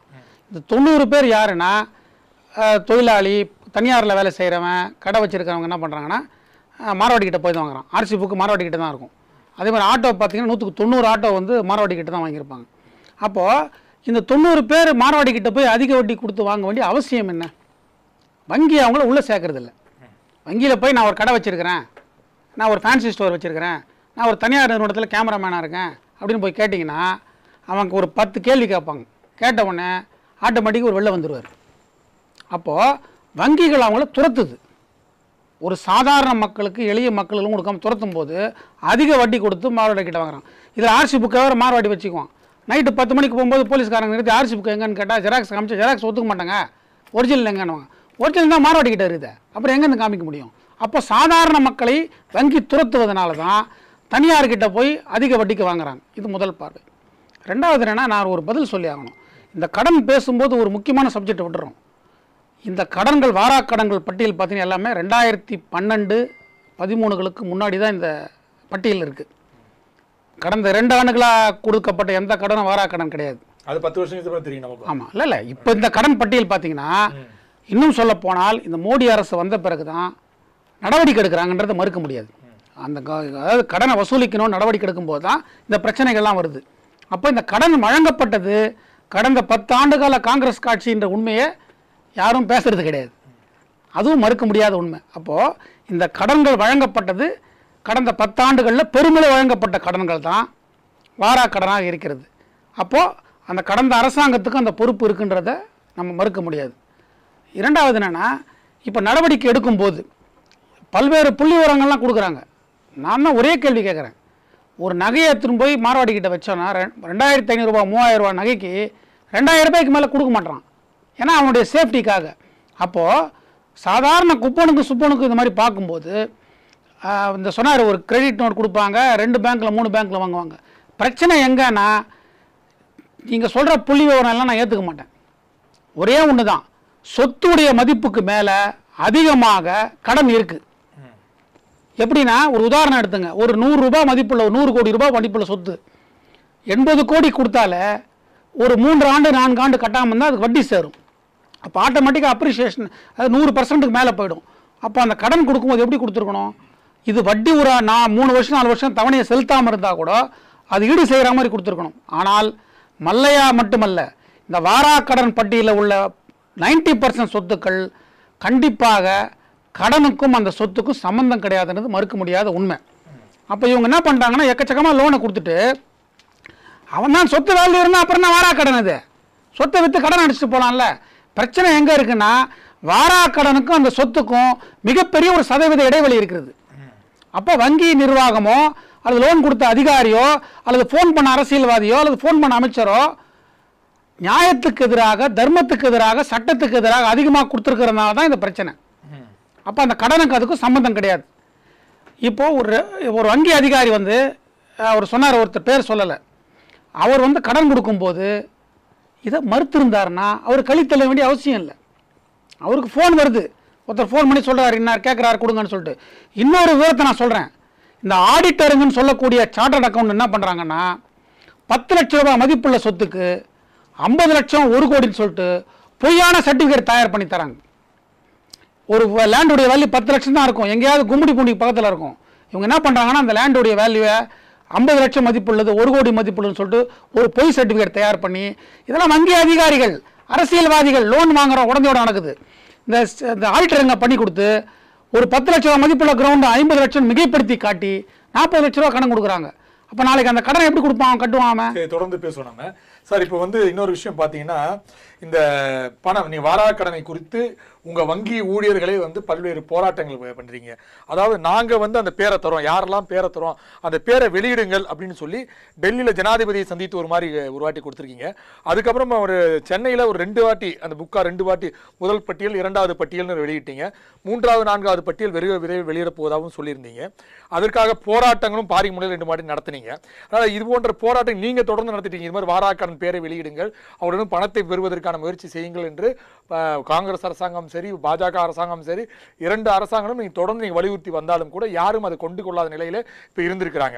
ஆனா இந்த பணத்தை பெறுவதற்கு இவ்வளவு பிரச்சனைகள் இருக்கும்போது ஒரு மாணவன், அதான் நீங்க சொன்ன மாதிரி மதுரையில வந்து அவனியாபுரத்தில் ஒரு மாணவன் வந்து பணத்தை திருப்பி செலுத்த முடியவில்லை என்று தற்கொலை செய்து கொண்டார். அதுக்கு என்ன காரணம் என்று பார்த்தால், எப்படி ஒரு சிட்டி பேங்க், ஒரு காலத்துல வந்து சிட்டி பேங்க் என்றாலே வந்து கடன் கொடுத்து விடுவார்கள், அதுக்கப்புறம் வீட்டில் வந்து 10 ரவுடிஸ் குண்டாஸ் வந்து மிரட்டி அந்த குடும்பத்தை அச்சுறுத்தி பணத்தை பெறக்கூடிய சூழ்நிலை இருந்துச்சு. அது மாதிரி இப்போ ரிலையன்ஸ் நிறுவனத்துக்கு பணத்தை வசூல் செய்வதற்கான அதிகாரத்தை இப்போ வந்து கொடுத்துருக்காங்க, வங்கிகள் கொடுத்துருக்காங்க. அதாவது 30-40 30-60% இது மாதிரி ஒரு பர்சன்டேஜ் எடுத்துட்டு நீங்க எடுத்துட்டு மீதி பணத்தை எங்களுக்கு கொடுங்க அப்படின்னு சொன்ன காரணத்தால அவங்க பல்வேறு மாணவர்கள் வீட்டில் போய் இது மாதிரி பிரச்சனை செய்வதால் அவர் தற்கொலை செய்து கொடுக்குறாங்க. அதை எப்படி பார்க்குறீங்க? அது ஒரு தவறான அணுகுமுறைன்னு தான் நான் பார்க்குறேன். அதாவது மாணவர்களுக்கு கொடுக்கக்கூடிய கடன் கொடுக்கும்போதும் சரி, அதை வசூல் செய்யும்போது ஒரு மனிதாபிமான அடிப்படையில் அணுக வேண்டும்ங்கிறதுல மாற்று கருத்து கிடையாது. அதுவும் இல்லாத மாணவர்கள் கொடுக்கக்கூடிய கல்வி கடன்கிறது இந்த நாட்டில் நாம் செய்யக்கூடிய ஒரு முதலீடு என்று சொல்ல முடியும். மனித வளத்தை பெருக்குகிறோம்.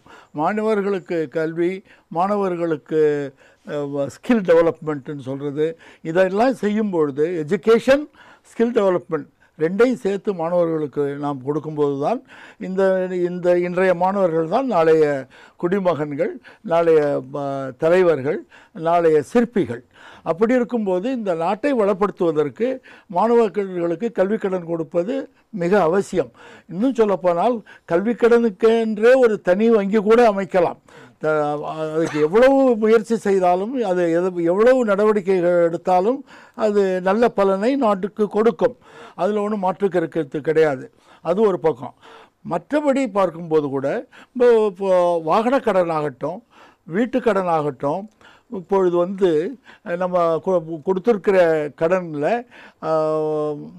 நண்பர் சொன்னது போல் 80% மார்வாரிகள், 20% தான் வந்து வங்கியில் கொடுத்துருக்காங்கன்றது ஒரு தவறான தகவல். ஒரு முற்றிலும் தவறான தகவல். அதாவது மார்க்கெட் ஷேருங்கிறது லோனுக்கு மார்க்கெட் ஷேர், அது கல்வி கடனாக இருக்கட்டும் அல்லது கல்வி கடனில் 100க்கு 100, மற்ற கடன் வாகன கடனும் சரி வீட்டு கடனும் சரி 80% வந்து மார்க்கெட் ஷேர் வந்து அது நேஷனலைஸ்டு பேங்க்ஸ் தான் கொடுக்குது. இது பொய்யான தகவல், தவறான தகவல். நான் எனக்கு ஆச்சரியமா இருக்குது. எத்தனை பைக்கு நீங்க கொடுத்துருக்கீங்க, எத்தனை ஆட்டோ கொடுத்துருக்கீங்க நீங்க? இது ஒரு கேள்வியா? கிடையாதுங்க. மார்வாடி தமிழ்நாட்டுல இருக்கான், தமிழ்நாட்டுல மார்வாடி இருக்க வேண்டிய அவசியமா இல்லையா? மார்வாடி ஃபுல்லா வடநாட்டு கமிச்சிடலாமா? அப்போ எதுக்கு மார்வாடி இங்க இருக்கிறான்? மார்வாடி கொடுக்கறது வேற, அவங்களுக்கு கொடுக்கறது எண்ணிக்கையில் பார்க்கும்போது, அளவில் பார்க்கும்போது அரசுடைமை வங்கிகளுக்கு கிட்ட வரவே மார்வாடி கடை வச்சிருக்கான். மார்வாடி கடை அப்படினால நண்பருக்கு சில தவறான தகவல்கள் இருக்கிறது. நல்லது, நான் பேசி விடுறேன். அவர் பேசும்போது நான் குறுக்கிடல, நான் நாகரிகமாக தான் பேசுகிறேன். ஆக நான் சொல்கிறத நான் மீண்டும் வரும்போது நீங்கள் கேட்கலாம். நான் சொல்கிற தகவல்கள்லாம் கை நிறைய பேப்பர் கொண்டு வந்து வச்சுருக்கேன். ஆக எந்த விதத்திலும் மார்வாரிகள் அரசுடைமை வங்கிகளை விட அதிகமாக இருந்தால் எள்ளி நகை ஆடுவார்கள். விஷயம் தெரிந்தவர்கள் எள்ளி நகை ஆடுவார்கள். ஆக அதுக்கு உள்ளார நான் போகலை. நீங்கள் கேட்ட கேள்வியை இந்த வில்ஃபுல் டிஃபால்டர்ஸை லிஸ்ட்டை ஏன் நிச்சயமாக கொடுக்க வேண்டிய இங்கே இந்த உள்ளபடி பார்த்தா, நான் ஒரு இன்சைடர், ஒரு அலுவலராக அதிகாரியாக நான் எப்படி பார்க்குறேன்னா 2 வித எக்ஸ்ட்ரீம் இருக்குது. 2 எக்ஸ்ட்ரீம் இருக்குது. ஒன்று அரசியல் ஈடுபாட்டுடன் கூடிய கடன்களும் கொடுக்கப்படுகின்றன. இன்னும் சொல்ல போனால் ஒரு வங்கி கடன் கொடுத்ததுன்னு யார் கொடுத்தா? அதாவது ஒரு பவர் இருக்குது, ஒரு ஸ்டேஜ் பை ஸ்டேஜ் டெலிகேட்டட் பவர்னு ஒன்று இருக்குது. பிரான்ச் மேனேஜர்னால் இந்த அளவு தான் கொடுக்கலாம், ரீஜனல் மேனேஜர் இந்த இத்தனை லட்சம் கோடி கொடுக்கலாம், ஜோனல் மேனேஜர் இன்னும் அதிகமாக கொடுக்கலாம், அப்புறம் சேர்மன் கொடுக்கலாம், அப்புறம் போர்டு தான் கொடுக்கலாம். நம்ம இப்போ பேசுகிறோம் பாருங்கள், இந்த சில பேரோட பேரெல்லாம் சொல்கிறோம் இல்லையா, அந்த கடன்கள்லாம் போர்டு கொடுக்கறது. அந்த போர்டில் யார் இருக்கார்? பேங்க்கோட சேர்மன் மட்டும் இல்லை, இந்திய சர்க்காரின் நிதி அமைச்சகத்தின் secretary, joint secretary, additional secretary, under செக்ரட்டரின்னு பல செக்ரட்டரிஸ் இருக்காங்க. அவர்களெல்லாம் அந்த பிரதிநிதித்துவம் பெற்றிருக்கிறார்கள், அந்த போர்டில் இருக்காங்க. அது மட்டுமல்ல, ரிசர்வ் வங்கி அதிகாரியும் அந்த போர்டில் இருக்காங்க. ஆக இந்த ஃபைனான்ஸ் மினிஸ்ட்ரி அதிகாரியும் ரிசர்வ் பேங்க் அதிகாரியும் இந்த போர்டில் இடம்பெற்று அப்படி தான் இந்த இதெல்லாம் கொடுக்கப்படுகிறது. ஆகையினால் இந்த சட்ட ஒரு அதாவது கான்ஃபிடென்ஷியாலிட்டின்னு ஒரு சட்டம் இருக்குது, சீக்ரெசி ஆஃப் தி பேலன்ஸ். நான் வச்சிருக்கிற பேலன்ஸ் உங்களுக்கு தெரியக்கூடாது, என் மனைவிக்கே தெரியக்கூடாது அப்படின்றது சட்டம் சொல்லுது. அந்த சட்டத்தை இன்னும் நமக்கு வச்சுக்கிட்டு இருக்கோம். அந்த சட்டத்தை மாற்ற வேண்டும். அதனால்தான் இவர்கள் கொடுக்காமல் இருந்தார்கள். இன்னொரு எக்ஸ்ட்ரீம்னு சொன்னேன் இல்லையா, அது என்னன்னு பார்த்தீங்கன்னா, ஒரு நபர் கடன் கொடுத்து விடுகிறார். கடன் கொடுத்தது வாராக்கடன் ஆகிறதுக்கு பல காரணங்கள் இருக்கும். இவரோட உண்மையிலேயே அவர் ஒன்று இவருடைய எந்த காரணத்துக்காக வாங்கினாரோ அந்த காரணத்துக்காக அந்த கடனை பணத்தை பயன்படுத்தாமல் கல்யாணம் காட்சி பண்ணியிருப்பார், வேறு ஏதாவது பண்ணியிருப்பார். அப்போது இது கடனாச்சுன்னா இவர் கொடுத்தது தப்பு தான். ஆனால் ஒரு இது ஏற்படுது, பொருளாதார சுணக்கம் ஏற்படுகிறது, பொருளாதார தாழ்வு ஏற்படுகிறது, அல்லது ஒரு இயற்கை சீற்றத்தினால் ஏற்படுகிறது. சிறு வணிகர்களோ சிறு தொழில்களோ நடத்த முடியவில்லை. அதுபோன்ற சக்திக்கு மீறியும் சிலர் ஃபெயில் ஆகிடலாம், அதனாலே கடன் கொடுக்காமல் போகலாம். ஆனால் வாராக்கடன் என்று வரும்போது சிபிஐட்ட இந்த கேஸை கொடுக்குறாங்க. சிபிஐ இந்த ஒரு அதிகாரியை, வங்கி அதிகாரியை உண்டு இல்லைன்னு பண்ணி விடுறாரு. அவர் வாழ்க்கை முழுக்க வீணாக போயிடுது. அவர் நிரபராதியாக இருந்தாலும் அவர் மிகவும் சங்கடத்துக்கு ஆளாகிறார்கள்.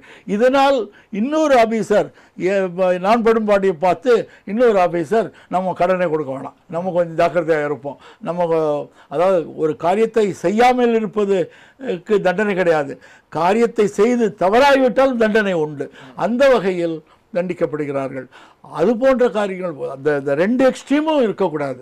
அதாவது அதிகப்படியாக உளைச்சலுக்கு ஆளாக்கி அந்த அதிகாரிகளை துன்பப்படுத்துவதும் தவறு, அதே சமயத்தில் வங்கிக்கு தொடர்பில்லாத சக்திகளால் ஊக்குவிக்கப்பட்டு கடன் கொடுப்பதும் தவறு. இதை சொல்கிறதுக்கு அதிகமான அறிவோ பெரிய திறமையோ தேவையில்லை, சாதாரண பாமர மக்களும் இது சொல்லக்கூடிய விஷயம். அதோடு நான் உடன்படுகிறேன். பாலு சார், இப்போ முக்கியமாக அவங்க சொன்னது போன்ற விஷயங்கள்லாம் இந்த விளம்பரங்கள், அதாவது மல்லையாவுக்கு யாரும் விளம்பரம் தரதில்லை, பத்திரிகையில் செய்தி தான் போடுறாங்க, இது மாதிரி எடுத்துக்கிட்டாரு, இது மாதிரி பணம் போச்சுட்டு. ஆனால் மாணவர்கள் புகைப்படத்தை போடுவது, இது போல வீடு கடன் பாகங்களை புகைப்படத்தை போடுவது பலருக்கும் மன உளைச்சலுக்கு காரணமாகுது. பலரும் கேட்குறாங்க, பல மாணவர்களும் கேட்குறாங்க, நான் வேலை இல்லை, அதாவது நம்மளும் வாங்கிடுறோம், வேலை செய்கிறோம், ஆனால் அதுக்கு வேலை கிடைக்காத காரணத்தால் நாங்கள் பல நாட்கள் வீட்டில் சும்மா இருக்கோம், ஆனால் அதற்கு எங்களுக்கு பணம் கேட்குறாங்க. நாங்கள் என்ன சொல்கிறோம், நாங்கள் சம்பாதிக்க ஆரம்பித்தோன்னே அந்த பணத்தை கொடுத்துருவோம் அப்படின்னு வாக்குறுதி வழங்கினாலும் கூட அதை அவங்க ஏற்றுக்கொள்வது கிடையாது. நீங்கள் படித்து முடிச்சுட்டாலே பணத்தை எங்களுக்கு கட்டணும் அப்படின்ற சொல்கிறது. முடிச்சு ஒரு வருடம் அவகாசம் கொடுக்குறாங்க படிப்பு முடித்ததிலிருந்து, அல்லது வேலைக்கு சேர்ந்ததிலிருந்து 6 மாத கால அவகாசம். இரண்டில் எது முதலில் நிகழ்கிறதோ அதுதான். ஒரு வாரத்துக்கு அப்புறம் வேலை கிடைக்கலனாலும் கூட ஃபோர்ஸ் பண்ணாங்க. லெனின்றவர் அப்படிதான் தூக்குல மரணம் அடைந்தார், தற்கொலை செய்து கொண்டார். அதனால இவ்வளவு பிரஷர் இந்த மாணவர்கள் கண்டிப்பாக ஒரு சார் சொல்ற மாதிரி இதெல்லாம் இந்தியாவின் மூலதனம், அவங்க மேல பிரஷர் பண்றாங்க. ஆனா மல்லையா போன்றவர்கள் கடல்ல சுணக்கம் காட்டுகிறார்கள். இது என்ன காரணம்? இது என்ன வங்கியின் செயல்பாடா இல்ல அரசின் செயல்பாடுன்னு நினைக்கிறீங்களா? இல்லை, இது அவர் நண்பர் கோபாலகிருஷ்ணனே சொல்லிட்டார். இந்த மாதிரி எல்லாம் ஒரு மாணவர் படத்தை போட்டது, ஒரு 5 லட்சம் 7 லட்சம் வாங்கின ஒரு கணவன் மனைவி படத்தெல்லாம் போட்டது தப்புன்னு அவரே சொல்லிட்டார். அதுக்கு மேலே நம்ம ஒன்றும் செய்யறதுக்கு இல்லை. ரெண்டாவது, அவங்களே all India bank employees association, அதே மாதிரி ஆஃபீஸர்ஸ் அசோசியேஷன், அவங்க எல்லாருமே போய் இவ்வளவு தூரம் ஒரு பேட் டெட்ஸ் இருக்குன்னு சொல்லிட்டு லிஸ்ட்டு கொடுத்து நீங்கள் போடுறீங்களா நாங்கள் போடுறீங்களான்னு கேட்குற அளவுக்கு இன்னும் சொல்ல போனால் அவங்க வெளியிட்டாங்க. அது வந்து பப்ளிக்கில்னா மீடியாவில் வராது. ஆனால் அதை செய்யலை. நான் தான் முதல்ல சொன்னேன், ரகுராமராஜனை மாற்றியதற்கான காரணமே அதுதான் நான் சொன்னேன். இது வந்து ஒரு முக்கியமான விஷயம். அப்புறம் ஒரு சின்ன ஒரு செய்தி சொல்கிறேன் பாருங்கள். ஒரு ஒரு ஒரு 7 மாதத்துக்கு முன்னால் போன எலெக்ஷன், சட்டமன்ற எலெக்ஷனுக்கு போல 3 கண்டையில் 375 கோடி ரூபா பிடிச்சோம். அது பெரிய கான்ட்ரவர்சியெல்லாம் நடந்துச்சு.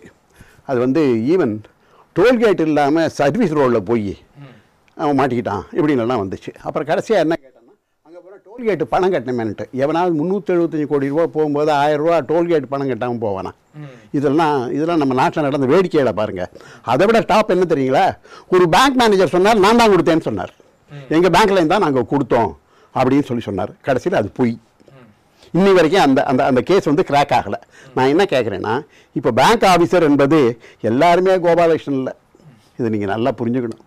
எல்லாரும் கோபாலகிருஷ்ணன் இல்லை. அதாவது அவங்கவுங்க கொஞ்சம் மனச்சான்று இருந்து அவங்க நம்ம தொழில் நம்ம வந்து நாளைக்கு வந்து வெளியில் போனாலும் நம்முடைய சர்வீஸ் முடிச்சுட்டு போனாலும் நம்ம உயிரோடு இருக்க வரைக்கும் நம்ம மனச்சாட்சியோடு இருக்கணும் என்று இருக்கக்கூடியவர்கள் எல்லா நிலையிலும் இருக்கிறாங்க. சாதாரண ஒரு ஏழை பூக்காரன்லேருந்து நீங்கள் பெரிய அதிகாரிகள் வரைக்கும் இருக்காங்க.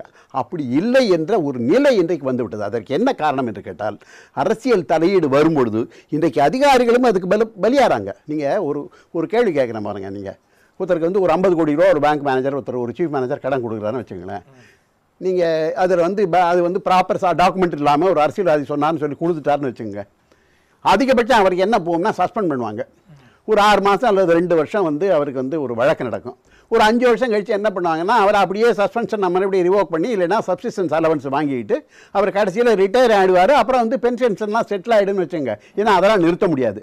இப்போ நீங்கள் அரசியல்வாதி என்ன சொல்கிறான்னா, சார் நீங்கள் நாளைக்கு ரிட்டையர் ஆனீங்கன்னா உங்களுக்கு எவ்வளோ கிடைக்கும்? சார் எனக்கு வந்து ஒரு 20 லட்சம் ரூபாய், இப்போ லேட்டஸ்ட்டாக 20 லட்சம் ரூபாய் எனக்கு கிராச்சுவிட்டி கிடைக்கும். என்னுடைய பிஎஃப் பணம் ஒரு 50 லட்சம் 30 லட்சம் ரூபா கிடைக்கும். மொத்தம் 50 லட்சம் ரூபா கிடைக்கும். ஏன் கவலைப்படுற? 5 கோடி ரூபா தரேன், கொடு லோனை.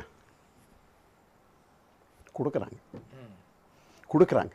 அதுதான் வருது. அதை விட இன்னொரு பெரிய விஷயம் பாருங்கள். இன்றைக்கி வந்து கருப்பு பணத்தை நான் முடக்க போகிறேன்னு சொல்லிட்டு மோடி வந்து இந்த 500 ரூபா 1000 ரூபா நோட்டை வந்து முடக்கிறார். இன்றைக்கி 500 ரூபா 1000 ரூபா நோட்டை வச்சுக்கிட்டு ஜனங்கள் எப்படி அல்லாடுறாங்க. ஆனால் நடவடிக்கை என்ன நடக்குது? உண்மையில் என்னன்னு சொன்னால், மார்வாடிகள் அவ்வளோ பேர் சேர்ந்துக்கிட்டு அவன் 1000 ரூபாய்க்கு 800 ரூபாயும் 500 ரூபாய்க்கு 400 ரூபாயும் வாங்கிட்டு இருக்கான். அவன்கிட்ட தான் இன்றைக்கி பணம் போகுது. ஆக நீங்கள் மோடி வந்து பெரிய யோகியெல்லாம் சொல்லிட முடியாது. இது இந்த சிஸ்டத்துக்குள்ளே வந்தால், நான் அதைத்தான் சொன்னேன், இந்த சிஸ்டத்துக்குள்ளே வந்தால் உங்களுடைய அடிப்படையான கொள்கைகளில் நிதி கொள்கைகளில் மாறுதல் வராத வரைக்கும், அது மோடி இருந்தாலும் சரி, அது அத்வானி இருந்தாலும் சரி, இந்திரா காந்தி இருந்தாலும் சரி, இது அப்படி தான் இருக்கும் என்பதை நான் புரிந்து கொள்ள வேண்டும். ஏன்னு சொன்னால், வோடோஃபோனுக்கு வந்து அவன் திருட்டுத்தனமாக வந்து அந்த சேட்டலைட்லேருந்து நிறைய அவன் ட்ரா பண்ணிட்டான்னு சொல்லிட்டு 45,000 கோடி ரூபாய் அவனுக்கு வந்து ஃபைன் போட்டாங்க. மோடி அரசாங்கம் தான் தடை பண்ணிச்சு, அதை கட்ட வேண்டாம்னு சொல்லிச்சு, கண்டுக்கல, விட்டாங்க.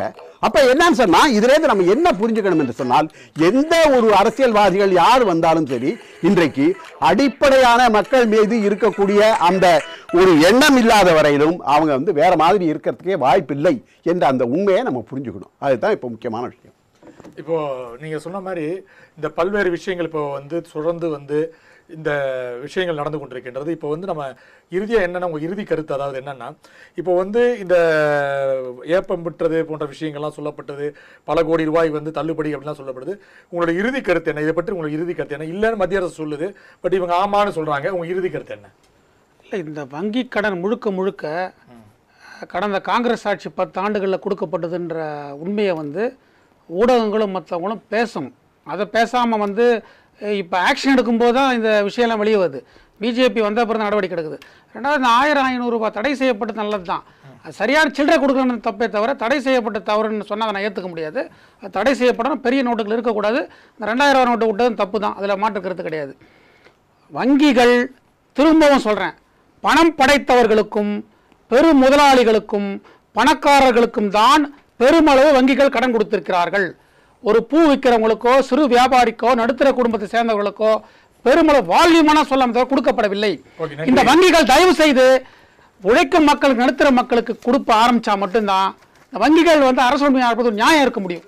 உங்க கருத்து என்ன சார்? சார், இந்த 500 ரூபா 1000 ரூபா நோட்டினுடைய நோக்கம், உண்மையான நோக்கம் என்னன்னு சொன்னீங்கன்னா, இன்றைக்கி இந்த கிராஸ் பார்டர் டெரரிசம்னு சொன்னாங்க, எல்லை தாண்டிய பயங்கரவாதத்திற்கு இந்த ஐஎஸ்ஐ மாதிரி இருக்கிறவங்களுக்கு இந்தியாவினுடைய கரன்சியை கொடுத்து அவங்கள வந்து அந்த அந்த மாதிரியான ஊக்குவிக்கிறாங்கங்கிறது தான் முக்கியமான காரணம்.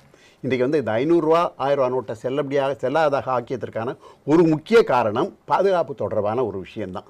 அப்போ அதுக்கு இந்த அரசாங்கம் என்ன நினைக்குதுன்னு சொன்னால் அந்த 500 ரூபா 1000 ரூபா நோட்டை பூரா விட்ரா பண்ணணும்னு நினைக்குது. அதை வந்து அவங்க ரொம்ப எளிமையாக செஞ்சுருக்கலாம். ஒரு மாதம் 2 மாதம் டைம் கொடுத்து நீ எல்லாம் மாற்றிக்கையான்னு சொல்லியிருந்தா கண்டிப்பாக அதை வந்து மாற்றிருக்கும். பிளாக் மணிக்காரை மாற்ற முடியாது. ஏன்னா பிளாக் மணிக்காரை மாற்றினான்னா அவன் சோர்ஸ் கேட்பான். அவன் போய் 5 கோடி ரூபா 2 கோடி ரூபா மொத்தமாக கொடுக்க முடியாது. ஏழை ஜனங்களுக்கு இன்னைக்கு தெருவில் நின்றுட்டு சாவரம் பாருங்க, இவங்களை காப்பாற்றிருக்க முடியும். அது செய்யாது அரசாங்கத்தினுடைய தவறு. நீங்கள் சொல்லுங்கள் சார். வங்கிகள் தேசியமயமாக்கப்பட்ட பிறகு ஒரு மிக முக்கியமான பிரகடனம் செய்தது, ஒரு சட்டம் இயற்றப்பட்டது. அந்த சட்டம் இன்றளவும் நடைமுறைப்படுத்தப்படுகிறது. 100 ரூபாய் கடன் கொடுத்தால் அந்த 100 ரூபாயில் 40% விவசாயத்துக்கு 25%, சிறு தொழிலுக்கு 15% என்று பிரித்து அந்த சிறு தொழிலில் வீக்கர் செக்ஷன் ஆஃப் தி சொல், நலிந்தவர்கள், நலிவுற்ற மக்கள், அது போன்ற பூக்காரின்றாங்க இல்லையா, அதுபோல மக்களுக்கும் சேர்த்து தான் கடன் கொடுக்கணும். அதாவது 40% கொடுக்கவில்லை என்றால் அந்த வங்கிக்கு ரிசர்வ் வங்கி அபராதம் விதிக்கும். ஆக ஒவ்வொரு வங்கியும், ஒவ்வொரு தேசியமயமாக்கப்பட்ட வங்கியும் ஒரு 1000 ரூபாய் கடன் கொடுக்கிறது என்றால் அதில் 40% ஏழை எளிய மக்களுக்கும் சரி, விவசாயிகளுக்கும் சரி. அதனால தான் நம்ம இன்னைக்கு வந்து கோழி பண்ணையும் பால் இன்று உலகத்திலேயே இந்தியா தான் பால் அதிகமாக ப்ரொடியூஸ் பண்ணுது. பசுமை புரட்சி வந்தது. எல்லாமே இந்த அரசுடைமை வங்கிகளின் பங்களிப்பு தான். 60% தான் தொழிற்சாலைகளுக்கு போகிறது. ஏனென்றால் அவர்கள் தான் வேலைவாய்ப்பு தருகிறார்கள். நேர்களை நேற்று பாராளுமன்றத்திலே வந்து கிட்டத்தட்ட 7500 கோடி ரூபாய் 62 நிறுவனங்களின் கடனை வந்து தள்ளுபடி செய்தாக ஒரு செய்தி வந்தது. அதை வந்து அருண் ஜேட்லி அவர்கள் மறுத்தார்கள். ஆனால் பொதுமக்கள் இது போன்ற விஷயங்கள் மத்திய அரசு பணக்காரர்களுக்கு மட்டும்தான் ஆதரவாக இருக்கின்றது, ஏழை எளியோருக்கு ஆதரவு இல்லை என்று குற்றம் சாட்டினார்கள். இது பற்றி பேசும்போது திரு கோபாலகிருஷ்ணன் அவர்கள் கூறும்போது என்ன கூறினார், 100% கடன் வழங்கும்போது 100 ரூபாய் கடன் வழங்கினால் அதில் கிட்டத்தட்ட 40% ஏழை மற்றும் எளியோர் மற்றும் விவசாயிகளுக்கு தான் வழங்கப்படுகிறது. அப்படி வழங்கப்படவில்லை என்றால் ரிசர்வ் வங்கி அதற்கான வினாக்களை எழுப்போம். ஆனால் ஏழை எளியோரும் கடனை பெறுவதற்கு தயாராக இருக்கலாம், அது பெற்றுக்கொள்ளலாம் என்று கூறியிருக்கிறார்கள். அதேபோல் திரு நெய்வேலி பாலு அவர்கள் கூறும்போது, அதாவது இந்த பணத்தை வந்து 500, 1000 போன்ற நோட்டுகளை வெளியிடுவதும் தடை செய்யப்பட்டது மிகப்பெரிய குற்றமாக கருதப்படுகிறது. ஏனென்றால் பாதுகாப்பு சம்பந்தமாக தான் இது வந்து தடை செய்யப்பட்டது. எளிமையாக செய்திருக்கலாம், இத்தனை கடுமை மக்களை கொடுத்திருக்க வேண்டாம் என்று கூறியிருக்கிறார்கள். திரு பம்மல் சீனிவாசன் கூறும்போது, வங்கி கடன் அனைத்துமே கடந்த காங்கிரஸ் ஆட்சி காலத்தில் தான் கொடுக்கப்பட்டிருக்கிறது. காங்கிரஸ் ஆட்சி காலத்தில் தான் பல கடன் வழங்கப்பட்டு வாரா கடனாக சென்றிருக்கிறது. இந்த மோடி ஆட்சி தான் அந்த பணத்தை வசூல் செய்திருக்கின்ற தன் கருத்தை கூறியிருக்கிறார்கள். தங்கள் கருத்தை கூறிய திரு கோபாலகிருஷ்ணன் அவர்கள் நன்றியை தெரிவித்துக் கொள்வோம். திரு பாலு அவருக்கு நன்றியை தெரிவித்துக் கொள்வோம். திரு பம்மல் சீனிவாசன் நன்றியை தெரிவித்துக் கொள்வோம். மீண்டும் நாளை சந்திப்போம். அதுவரை நன்றி, வணக்கம்.